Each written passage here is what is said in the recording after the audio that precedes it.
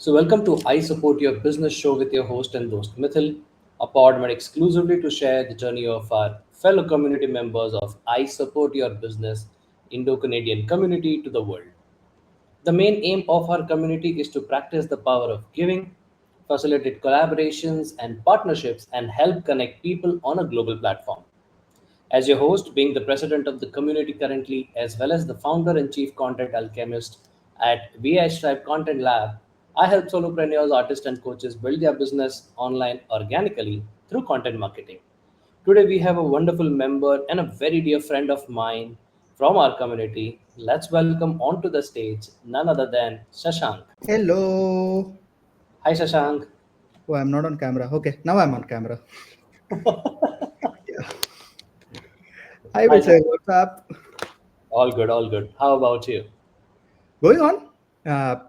So yeah, good weather.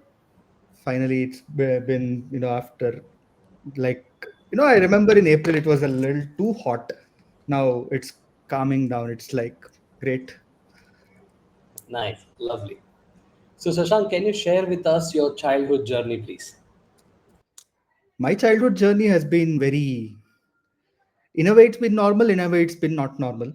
Uh, I mean, not normal. As in it, nothing bad, but in the sense that I was one of the kids that people thought would make it very big in life. Of course, like people had that notion ki okay, ye banda kuch karega, and of course, I've been still figuring out what I want to do so that it goes big.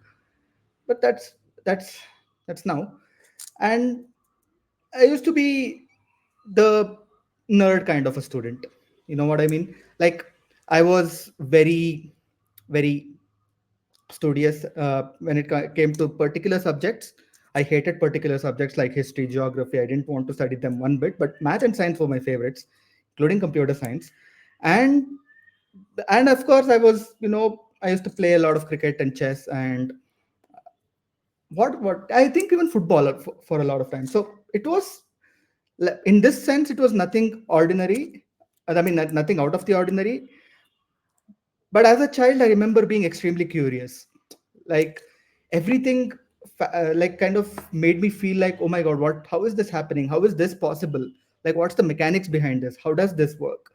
I wanted to understand each and everything possible. That was what added the extra to the ordinary. And it's such a beautiful trait, curiosity, if you ask me, because it's very easy to just say ha, yeah, this is fine. But no, I mean, look at the amount of things that have to go right to make something possible. For instance, even for this podcast, right? Like both of our places should have electricity. The supplier of electricity should be like, I will supply electricity. Then the internet connection should work fine. The server should be there, up and running. The platform that hosts this, which is Streamlabs, that platform should be working perfectly. Our devices should be working perfectly, and we should have the time to talk to each other. I mean, look at the amount of things that have to go right, and it's not easy. I mean, the way we are able to, speak with each other in today's world, it's just a marvel. Absolutely, Shashank. So, Shashank, if I have to ask you when and how did the professional journey started? My professional journey started right after my college in 2016.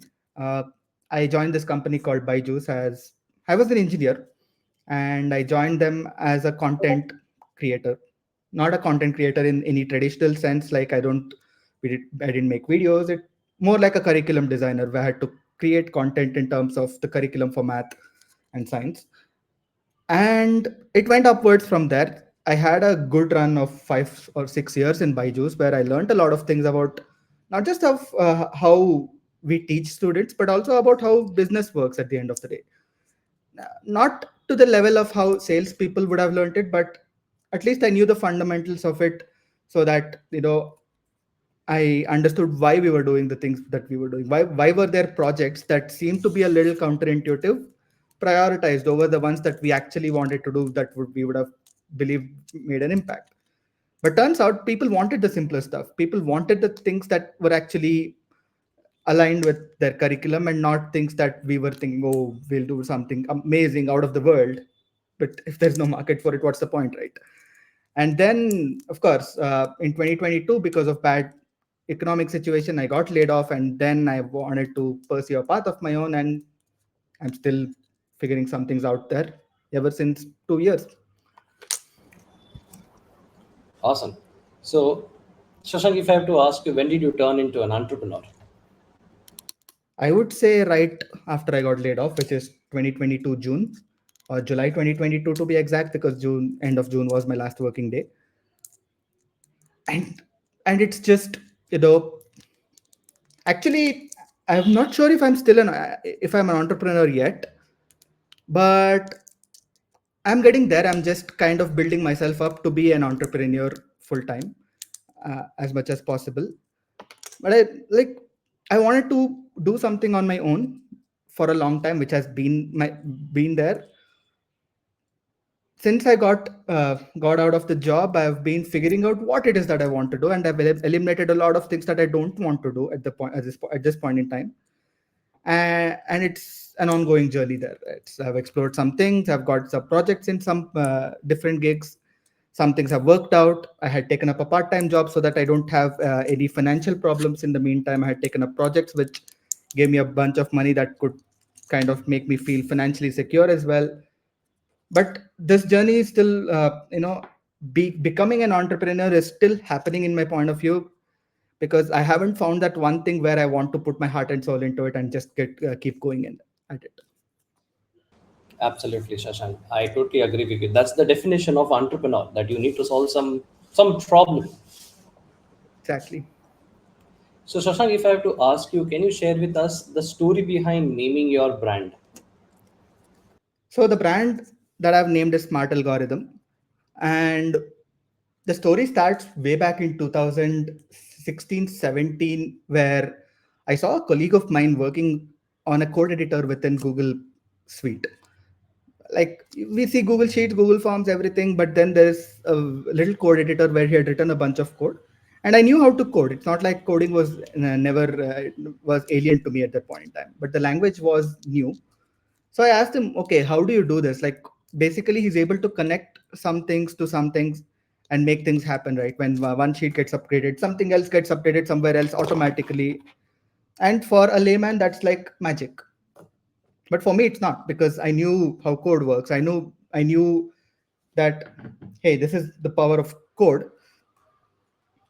But I just wanted to know, like, how to do it for that specific case, and I learned it over time. I was able to learn the specific uh, platform, the code for the specific platform by 2019, and I was able to implement some things of my own there. And then I was like, oh my god, yeah, this is good. This is how things should be. Like, there are so many things that people do manually, and I'm like, why would anyone want to waste time in doing things that can be automated, right? So my passion for coding began there. Of course, it didn't begin there. It began right from when I was a child in school. It just kind of picked up again from there, and I started kind of taking it to the next level by learning frameworks that I can deploy myself on the web. So in doing so, I understood that there is a legit requirement where business owners or entrepreneurs would need some things automated for their own businesses, and I might as well step in there and provide those solutions for that. So I named it Smart Algorithm because I want entrepreneurs to be smart and use their time for doing things that are more meaningful for them, like focusing on the growth of their business or focusing on delivering the value that they want to deliver. If there's a coach there, they would much rather spend time with clients rather than trying to get into things like marketing and whatnot, right? And algorithm is from computer science. It's just a fancy word for a sequence of steps that achieves a certain goal. And here the goal is time freedom. Wonderful. I I'm really impressed, Shashank. Lovely. Yeah. So, Shashank, if I have to take you back the memory lane, can you Hmm. share how are the initial days of your handling your business? I don't need to go into memory lane for this because I'm in the initial days of handling my business right now. So it is slow. It is frustrating at times because I'm still, you know, there is something that I want to kind of get it out in the world, but I'm making changes to that thing itself. That's something being my own website. And there are some things that come into be come as queries from one of the projects that I'm working on. It takes over priority, and it just, it's somewhat difficult. Like, I wouldn't say it's difficult. I would say it's one of the perfect times to kind of establish the perfect essence of the brand, because there is nothing concrete yet. But it also gives me this daunting thing that once I establish this, I'll have to run with it for the rest of whatever it is. Of course, there are things that change over time, people pivot and whatnot. But hey, I mean, do I really want to do that? Do I really want to do this? There are so many questions there. Then comes the next steps of, hey, where do I sign up for this? What do I do for that? Like, how do I get my own projects later on? Do I hire people? So, with limited resources, I have to figure out so much. And my own goal is for freedom. So, I'll have to compromise on the speed at which it's running at this point in time. And that's how it is right now. And that's how probably it'll be for the next few months, I would suppose. But it's okay. It's a small price to pay for what I want to build in the long term. Awesome, awesome. So, can you share the various hiccups as well as the learnings that you have gained over this period of time? The biggest hiccup is building or getting my own site up and going live. Like, as in marketing myself, getting out there and showing that, hey, this is who I am. The biggest learning that I have is just to take action as much as possible. Uh, of course, at times we'll be overcome with self doubt, but whenever we doubt ourselves, that's the time we need to take the smallest of action steps at this point and just go forward, because there is nothing that kind of builds our belief back up as an action implemented or an action item implemented. Absolutely. So, Shashank, you being an entrepreneur, can you Hmm. share five things that you feel every entrepreneur must have?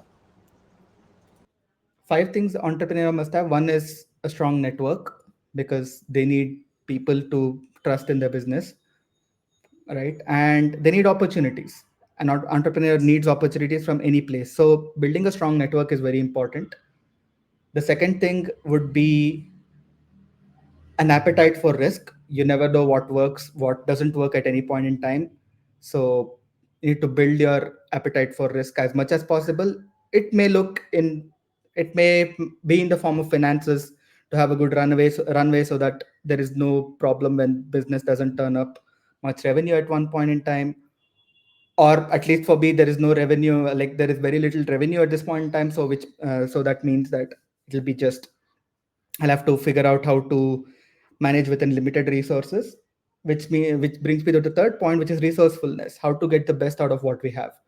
What is the best that we can do with what we have? It doesn't need to be a perfect product or a perfect solution out in the market, but this is the best that I can do with what I have. Right?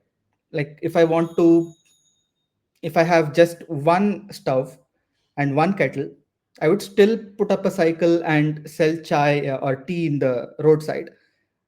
But if I have multiple, like if I have the means, I would probably, rent a shop, right? But selling tea won't stop in either of these cases. That's what I meant by resourcefulness. Fourth thing is a positive outlook towards life, because yes, on average, everything will be average. There are going to be bad days, there are going to be good days, there are going to be highs, there are going to be extreme lows.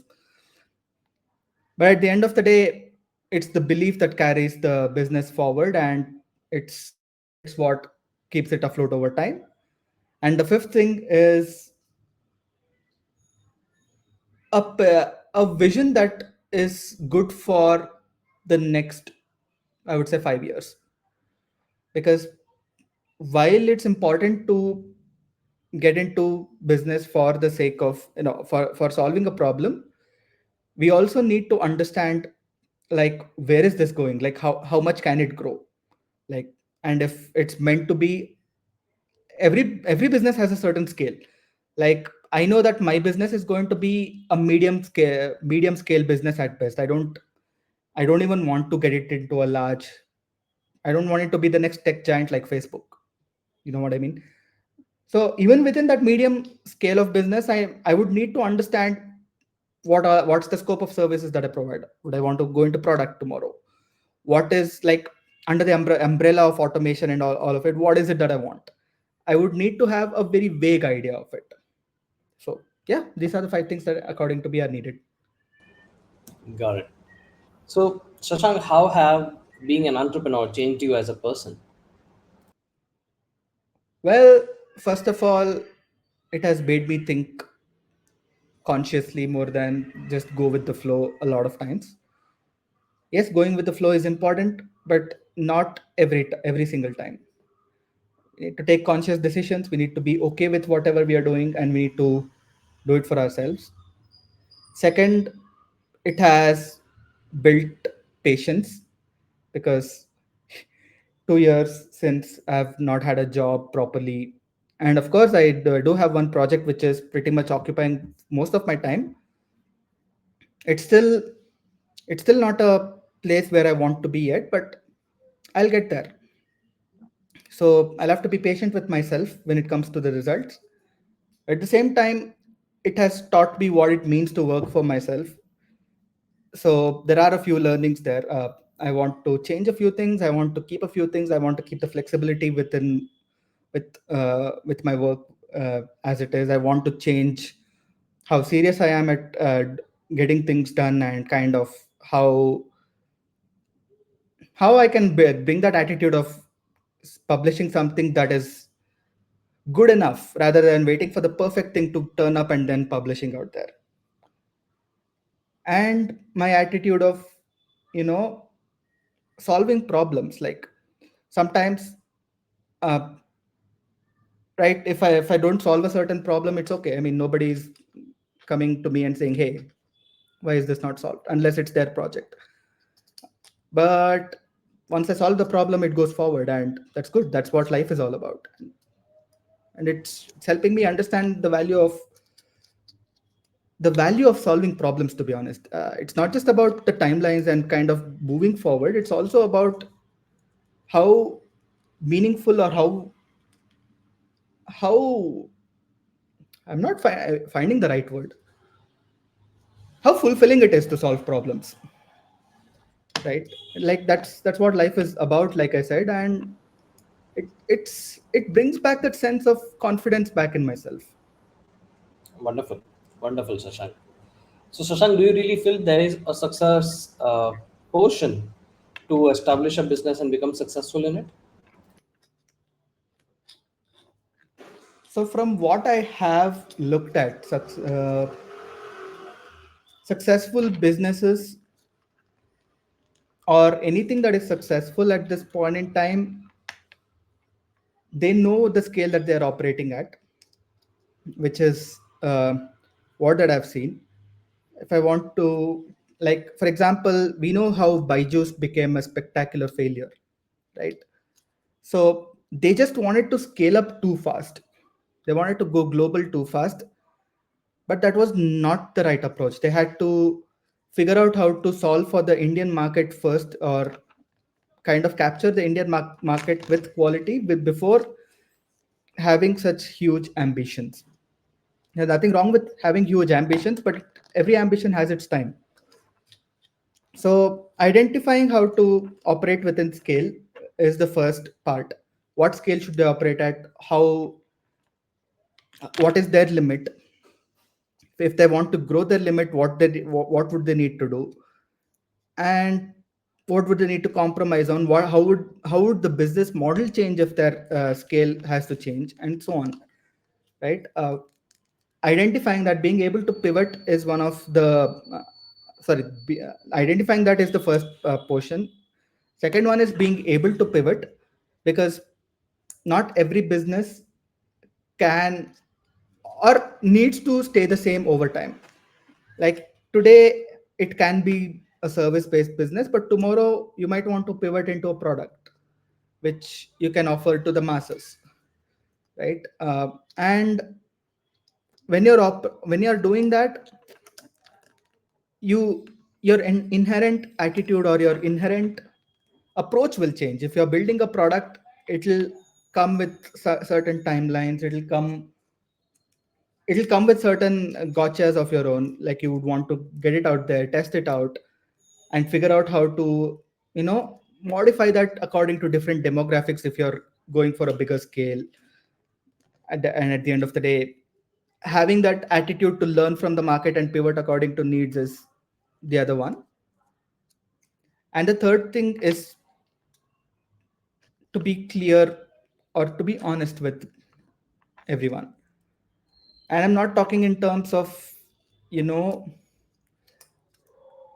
not talking about in terms of, like, charge less, or just make sure that you're a business that is, you know pretend to be a certain, or at least tell people that it's a non-profit, it's like something which is a service to humanity. You don't need to be, it doesn't need to be, you don't need to be a sage, but you need to be honest. You need to say, hey, this is for people who can afford it. I'm okay with it. And I know that, I know people would kind of boo people who are in it for money, but money is integral to business. You can't get away from it, but you also cannot make money the central point. It has to be the byproduct at the end of the day. This is what I've learned from the businesses that are operating right now. I don't know if I'm qualified enough to tell that this is the success portion, because I haven't tasted success in my business yet. So maybe this question will be relevant to be 5-10 years from now. I don't know. Got it, Shashank. So, Shashank, before we end this episode, what is the message you would like to give to our community members as well as to the people who are listening to this episode? The message that I would like to give to people are: one, don't give up until you find what you want to do truly, to anyone. It's really worth it, because it'll be frustrating at times, but the process of figuring out what you want to do, it's unique to you, and until you find that out, you're probably living a life that is designed by someone else, and that's not your true life. The second message that I want to give for people is: be patient, be understanding, because you never know what might go well, what might not go well, and you know your own problems at the end of the day. But at the same time, you need to understand that the time that you're facing right now is not going to be the permanent situation. Whether it's a good time or a bad time, you'll learn from the bad times, you'll savor the good times and get a lot of appreciation from it, experience them while they last, and have hope for the future. But also, not let success get to your head and use that as a weapon for things that you want. So be Wonderful, humble, Shashank. be hopeful, and be yourself. That's my message. Awesome. Thank you so much, Shashank. That was a very wonderful message.